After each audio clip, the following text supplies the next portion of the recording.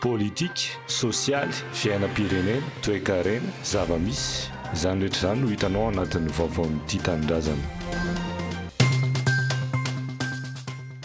Kolektifan'ny Malagasy Avaradrano tsy ekena ny tsy fanonerana ny tanimbahhoaka nalaina.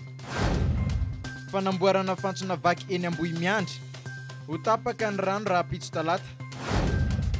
Tontolon'ny fanabeazana ilaina ny firosoana amin'ny éducation transformatrice.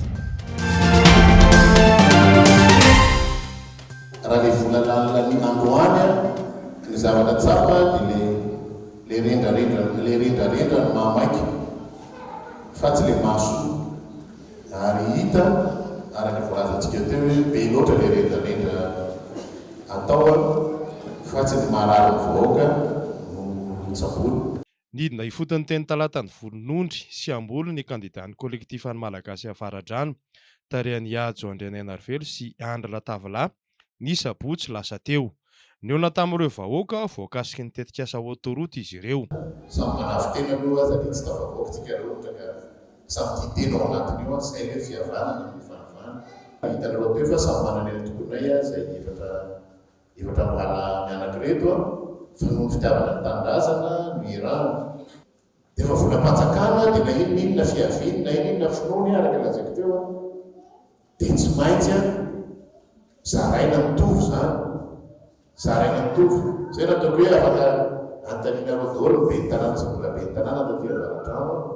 Tsy taon'ny atokonay reny na be ny tanàna nefa raha jerenareo dia soratra hoe nisy totananay daholo ny commune rehetrarehetra taty Avaradrano rehefa mitoly. Nilaza moa ireo vahoaka fa tsy nisy ny fifampiresahana fa dia nandeha ny fametrahana piquet sy ny fampidirana ny buldozer nanao ny fitrongisana. Tsy nisy dinika. Roa volana ny taratasy nampahafantarana ny fokon'olona no nipetraka teny amin'ny tanàna. Ny volana Desambra 2024 no nanomboana ny tetikasa. Tsy nanohitra ny vahoaka fa nangataka ny anaovana tombana ny fananany, ny taniny, ny tanimbariny. Nampanantenaina aveo fa tsy maintsy voaloha ao anatin'ny 3 volana ny vola, saingy hatramin'izao 2024 izao tsy mbola nisy hoy ny fitaraina ny reto vahoaka ireto. Famonoana olona izany ary lavo ny lalàna ka miantso tompon'andraikitra hanazava ary vonona hiadevitra aminy aho raha say izy hoy Ajo Andrianenarivelo. Lazaiko teo hoe tsisy manakana an'izay hoe lalana sy zany. Ohatra zao teleferiky tonga dia talata volonondry ianao raha volalany amin'io efa lalàna ny embouteillage ao Antananarivo satria tombo tsy mibonantsika le izy. Voalohany indrindra ny eo amin'ny resaka fampianarana dia mba jereo kaikany ny resaka fampianarana fa tsy mandroso ny firenentsika. Zay aloha dia jorontsika tsy maintsy mijoro ary lasa amin'izany.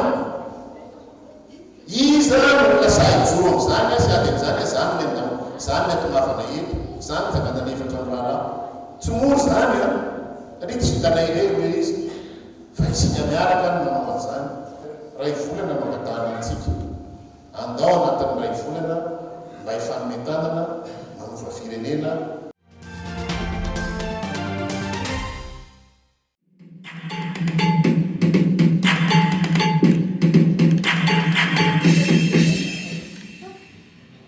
Zay no feokira famantarana ho an'ny herinandro maneran-tany ho an'ny fanabeazana. L'éducation transforme, manova ny fanabeazana. Investissez dans l'éducation publique et l'éducation transformatrice. Ho vao ny fanabeazana izay sitrahan'ny zanam-bahoaka. Betsaka ireo paikady mbola tokony hirosoana amin'ny fanatsarana ny tontolon'ny fanabeazana eto Madagasikara, hoy Ramatoa Rakotoarifony Huguette, mpandrindra nasionalin'ny CONAMEPT androany. Isan'izany ny fampiarana ny zon'ny mpianatra sy ny fanabeazana. Itoko ny banjinana ny fampiarana ireo lalàna momba ny fampianarana napetraka toy ny eo amin'ny lalam-panorenana izay milaza fa maimaimpona ny fampianarana eny anivon'ny fanabeazana fototra. Ny tokony hijerena manokana ireo fandaharam-pianarana izay ahafahan'ny ankizy sy ny tanora mampiatra izany any amin'ny fiainany andavanandro. Ohatrany adio zay fianarana fiainana sekoly. Io zany no takiana indray zany hoe aoka hianatra ny fiainana teny any am-pianarana any an-tsekoly ary tsy ny an-tsekoly fa ny fiarahamonina ray manontolo mihitsiny ny ankizy sy tsika olona mandra-pahafaty zany dia tokony hiofana mandra-pahafatiny. Itsika nanana fahaiza-manao antsika teto na teo amin'ny fambolena sy ny fiompiana fotsiny ara no jerentsika dia teto Madagasikara no anisan'ny fototra teo amin'ny resaka fikarohana fambolena sy fiompiana. Anisan'izany ny fambolem-bary, fiompiana omby, ny resaka kafe, ireo karazana kafe maromaro eo dia teto nampianarina ny olona tamin'izany. Mitodika manokana amin'ny governemanta sy ireo voakasiky ny fanabeazana rehetra kosa ny antso atao mandritra ny herinandro maneran-tany ho an'ny hetsika ho an'ny fanabeazana 2024 izay ankalazaina nanomboka androany ka hifarana amin'ny zoma ho avy izao. Olona manjabaka dia afaka mitana sekoly, talena sekoly zany hatramin'ny tena nefa magaga amin'izao fotoana izao fa mbola misy sekoly 20 taona teoria zany amin'ny 2024 mbola misy talena sekoly zany mbola zany manana zany mitovy aminay tamin'ny taona 2070 zany. Miray feo amin'ireo firenena hafa maneran-tany isika eto Madagasikara ny tokony hirosoana amin'ny éducation transformatrice hamerenana ny zon'ny tena fanabeazana, fanovana tanteraka ny tontolon'ny fanabeazana, ny paikady beti-mampianatra sy ny resaka fampiasam-bola. Io avy tsy hoe izay sady hamangy azy izay ny anontany hoe tamin'ny famondrandra ve tompoko aiza mitatra mahakasika an'ilay taisa izay nandraisantsika anjara. Ho tapaka ny rano anio talata 20 aprily manomboka amin'ny 7 oralina ka hatramin'ny rampitso alarobia amin'ny 5 ora maraina. Any amin'ireto toerana manaraka ireto: Analamahitsy, Ambodivoanjo, Ivandry, Alarobia, Kondrano, Soavimasoandro, Amboniloha, Anjanahary, Ambatomainty, Manjakaray, Ambodivona, Akatofotsy, Ambatobe, Akerana, Akatindramamy, Soamandrandrary, ny Andrononybe, Ambohitraraba, Akadikely, Lafy, Manjaka, Masinandriny. Fanamboarana fantsona vaky eny Ambomiandra no antony, hoy ny Jirama.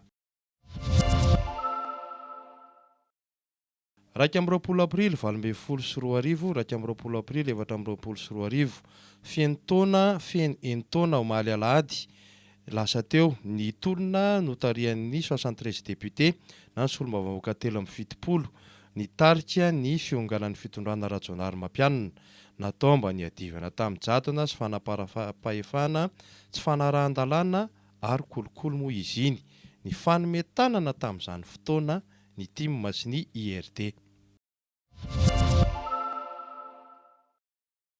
Voasambotry ny zandary teny Mboamalaza ny lehilahy iray ny sandoka ho commandant eo anivon'ny tafika.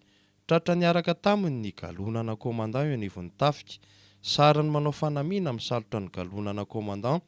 Fanamiana fitondra manao fanatanjahantena amin'ny tafika malagasy. Vehivavy iray no nisoloky ny vola 7 tapitrisa ariary ary nilazany fa hoe manana vary 5 taonina ka alainao amin'ny tompy miaramila pahibe izy. Nisy olona hafa ihany koa efa nisoloky iny. Tsara ho mariana fa efa nigadra indroa taona ity commandant sandoka ity, ny voalohany tany Antsirabe ary ny faharoa teny Antanimora.